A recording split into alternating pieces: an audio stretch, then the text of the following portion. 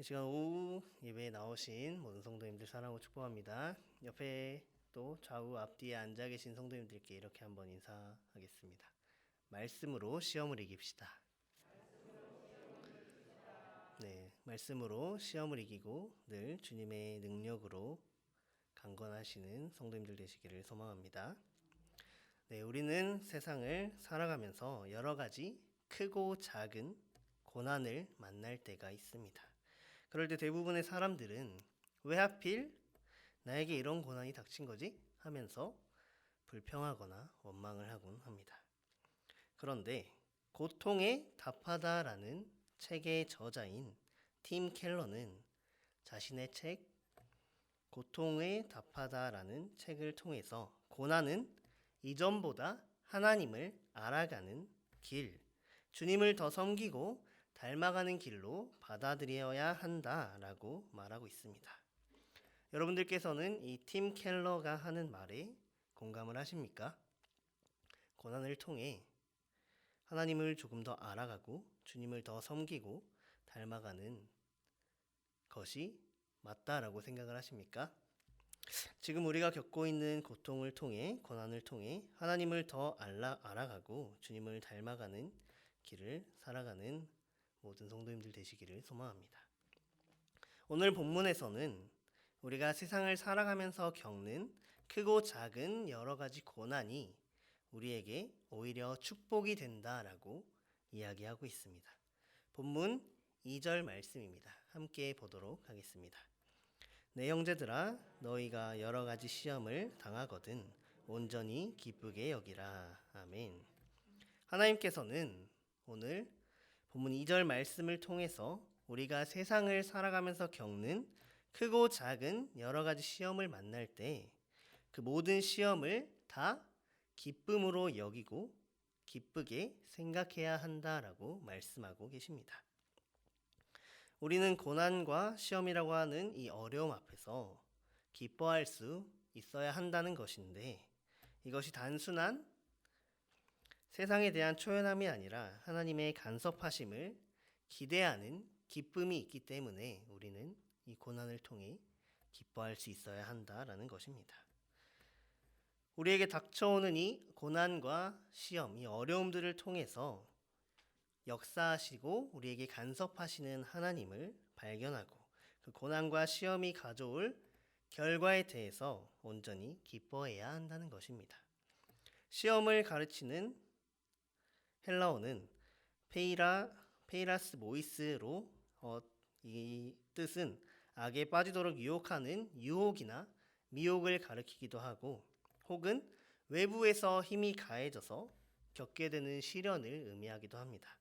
오늘 본문 2절 말씀에 나오는 이 시험은 외부에서 강압적인 힘으로 우리에게 고난을 주는 것을 이야기합니다. 그렇기 때문에 오늘 2절 말씀에 나오는 시험은 시련, 고난이라고 볼 수가 있는 것입니다. 하지만 야고보는 그리스도인들에게 시련이 닥쳐와도 기뻐하라라고 권면하고 있습니다. 하나님께서는 사람이 감당할 수 없는 시험을 주지 않으실 뿐만 아니라 시험을 당할 때 또한 피할 길을 예비하여 주시는 분입니다. 그렇기 때문에 능히 시험을 감당할 수 있도록 도와주시는 분이라는 사실입니다. 고린도전서 10장 13절 말씀을 같이 보도록 하겠습니다. 사람이 감당할 시험 밖에는 너희가 당한 것이 없나니 오직 하나님은 미쁘사 너희가 감히 허락하지 아니하시고 시험 당할 즈음에 또한 피할 길을 내사 너희로 능히 감당하게 하시느니라. 아멘. 네, 시험, 즉 시련에 대해 우리가 받는 시험이 더욱더 큰 믿음의 길로 나아가는 연단의 길임을 알고 기뻐해야 한다라는 말씀입니다. 그리스도의 고난에 동참하고 있음을 보여주는 증거일 뿐만 아니라 하나님의 복의 증거가 되는 것입니다. 사순절 기간 동안 주님의 고난에 동참하고 있다는 증거가 되는 것이 우리가 이 고난을 함께 기뻐하고 있다라는 것이 되는 것입니다. 본문 3절 말씀에 제가 봉독하도록 하겠습니다. 이는 너희 믿음의 시련이 인내를 만들어내는 줄 너희가 알미라. 아멘. 여기서 말하는 시련은 시험을 통해 인정받는 것을 의미하고 있습니다. 그러므로 믿음의 시련이라고 하는 것은 성도의 믿음의 시련을 겪으면서 참된 믿음으로 확인되어지는 것을 뜻하는 것입니다.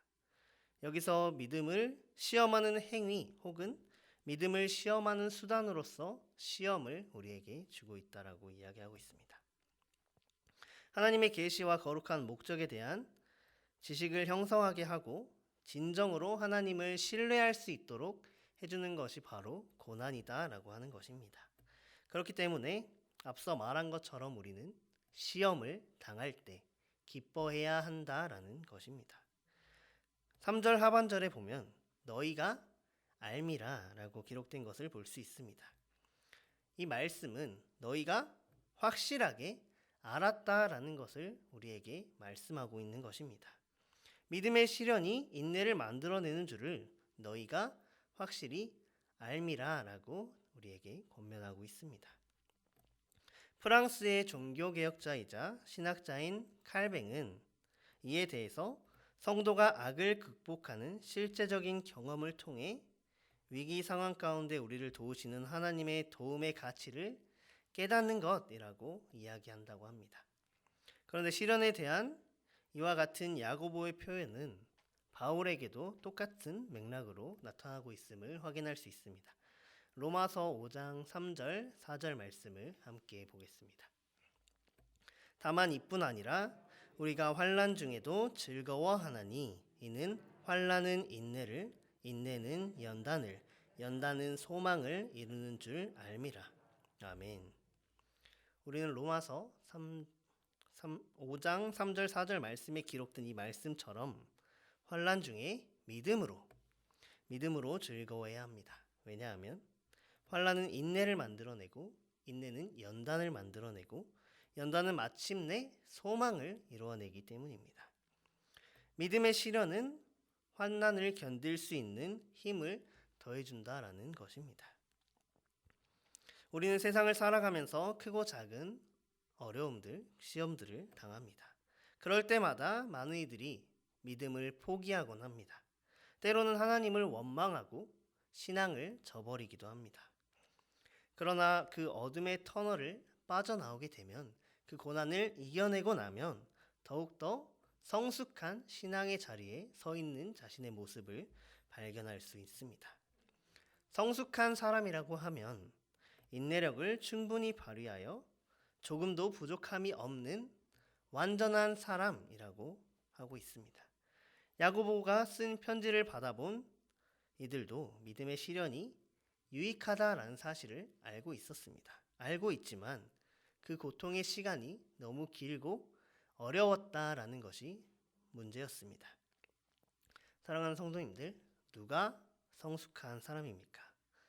수많은 실패를 겪고 넘어지고 주저앉아봤던 사람이 바로 성숙한 사람입니다.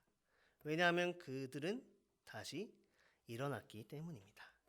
다시 일어난 그들의 믿음이 성숙한 믿음이 되는 것입니다.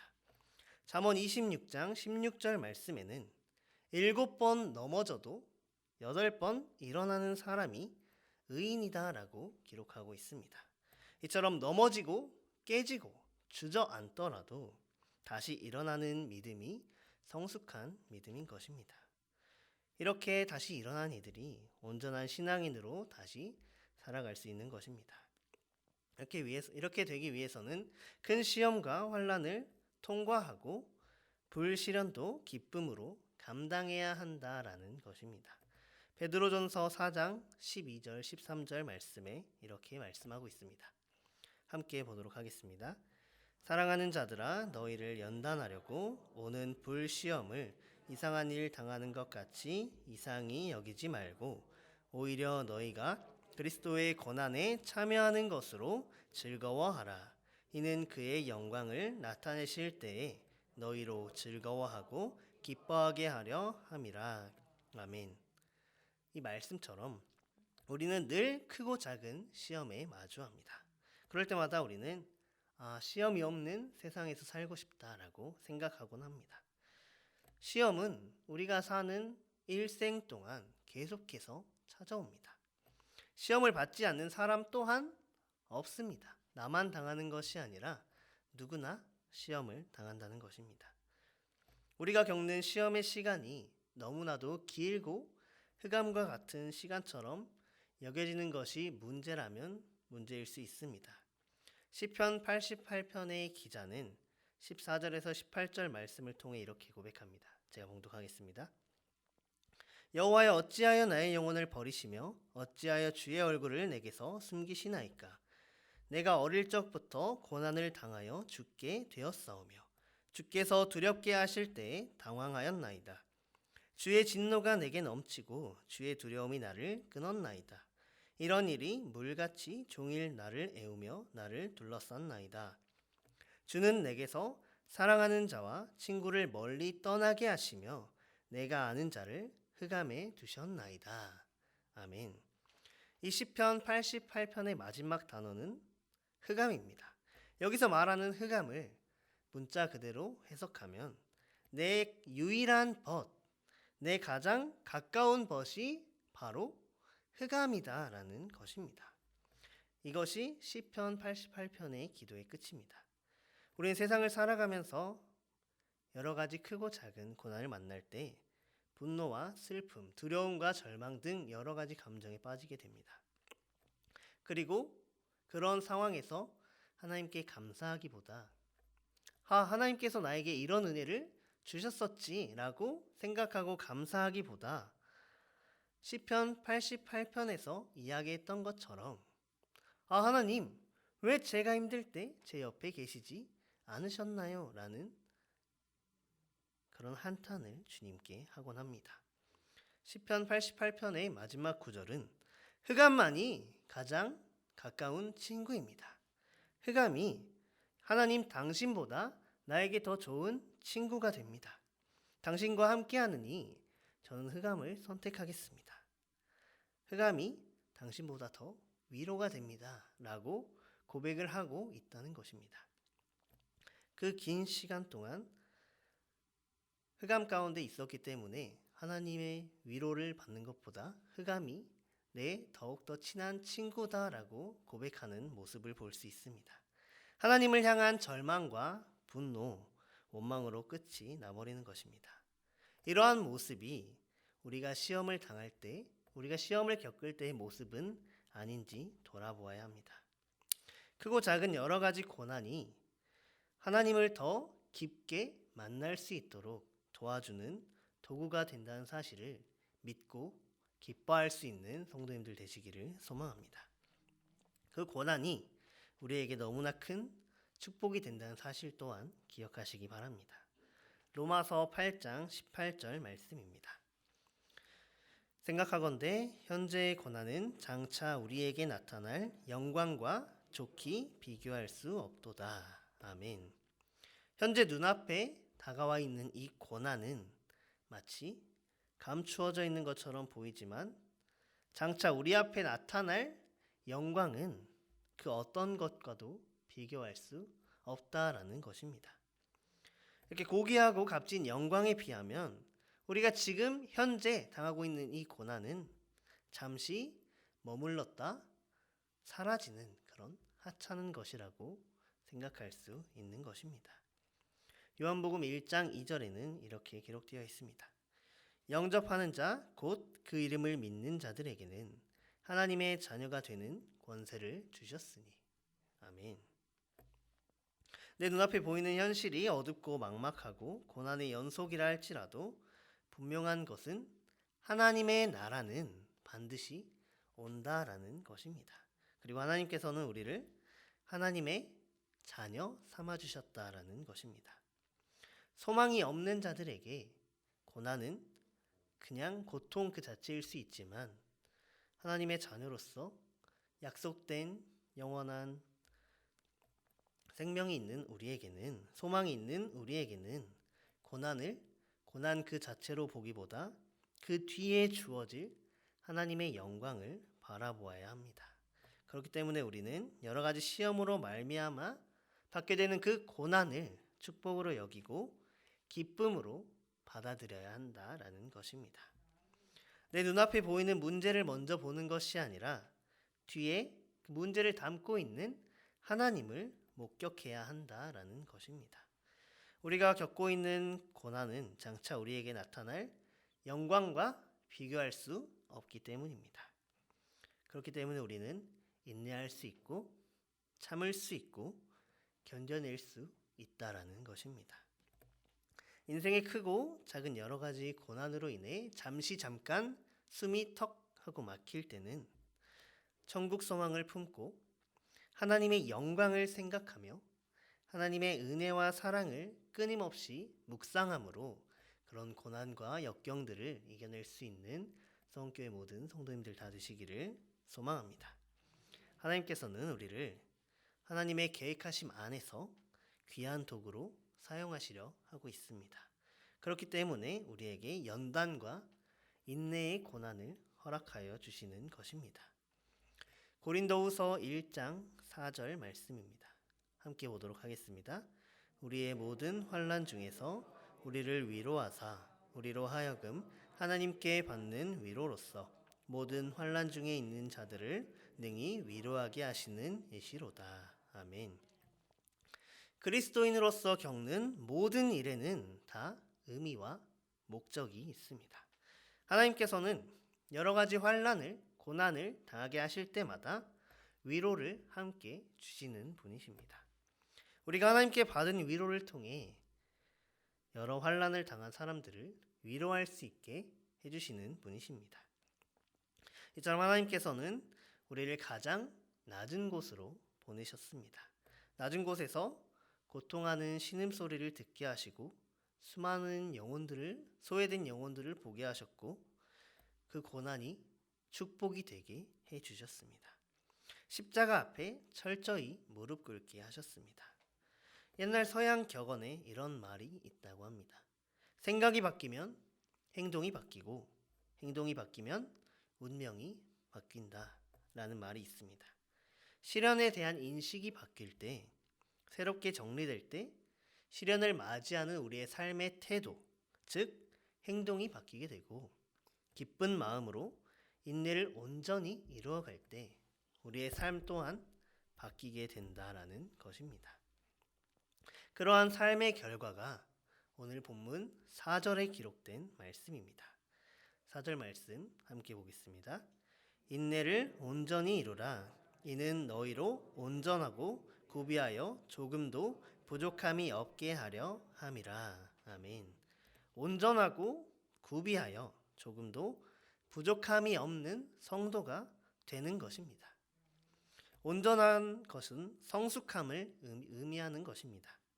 구비하여라는 것은 흠이 없다라는 것입니다. 야고보는 이 두 단어를 합성하여 모든 점에서 완전하게 되었다라고 이야기하고 있습니다. 이것이 바로 시련이 임하는 목적이다라고 할 수 있는 것입니다. 시련 가운데 인내를 배우게 되고 인내를 통해 하나님 앞에 흠없는 완전한 자녀로 설 수 있게 된다라는 것입니다. 엄청난 고난 속에서도 하나님을 원망하거나 저주하지 않고 오히려 고난을 축복으로 여기고 하나님 앞에서 자신을 낮추고 하나님을 찬송했던 욥처럼 우리도 고난을 축복으로 여기고 살아가야 한다는 것입니다. 또한 고난으로 인해 하나님을 원망하며 신앙을 떠나버리는 것이 아닌 고난 가운데일수록 밤중에 노래를 주신 하나님을 부르짖고 찬양하며 기도함으로 또 어두운 때에 희망을 주시는 그 하나님을 찾고 또 찾는 모든 성도님들 다 되시기를 소망합니다. 그래서 세상을 살아오면서 오는 크고 작은 여러 가지 고난들을 오래 참고 인내함으로 이겨내시기를 소망합니다. 그리스도를 닮아가며 인내 가운데 흠이 없는 삶을 완전하게 살아가시기를 소망합니다. 교회 오빠 이관희라고 하는 책이 있습니다. 이 책에서는 고난 때문에 하나님에게서 멀어지는 것이 아니라 고난을 통해서 하나님께 나아가는 자의 삶을 산다면 그러한 삶도 충분히 의미가 있는 삶이다라고 고백하고 있습니다. 우리 서울교회 성도님들의 삶도 고난 때문에 하나님에게서 멀어지는 것이 아니라 하나님께 더 나아가는 삶을 살아가시는 모든 성도님들 다 되시기를, 저와 여러분들 되시기를 소망합니다. 고난을 축복으로 여기고 하나님을 더 알아가고 하나님을 더 섬기며 닮아가고 하나님 앞에서 흠없는 자녀로 설 수 있는 저와 여러분 되시기를 소망하며 시간 함께 기도하도록 하겠습니다. 세상을 이기시고 또 우리를 자녀 삼아주신 사랑의 하나님, 우리는 세상을 살아가면서 크고 작은 여러 가지 시험을 만납니다. 그렇지만 엄청난 고난 속에서도 하나님을 원망하거나 저주하지 않고 오히려 고난을 축복으로 여기며 하나님 앞에서 자신을 낮추고 하나님을 찬송한 욥처럼 고난을 축복으로 여기게 하여 주시옵소서. 하나님을 더 알아가고 주님을 더 섬기고 닮아가며 하나님께 한 걸음 더 나아갈 때 완전한 하나님의 자녀로 살아가게 하여 주시옵소서. 그래서 세상을 살아가면서 오는 이 고난들을 오래 참고 인내함으로 흠이 없이 완전한 삶을 살아가게 하여 주시옵소서. 날마다 천국 소망을 품고 하나님의 영광을 생각하며 하나님의 은혜와 사랑을 끊임없이 묵상할 수 있는 모든 성도님들 되기를 소망하며 모든 말씀 예수님의 이름으로 기도드립니다.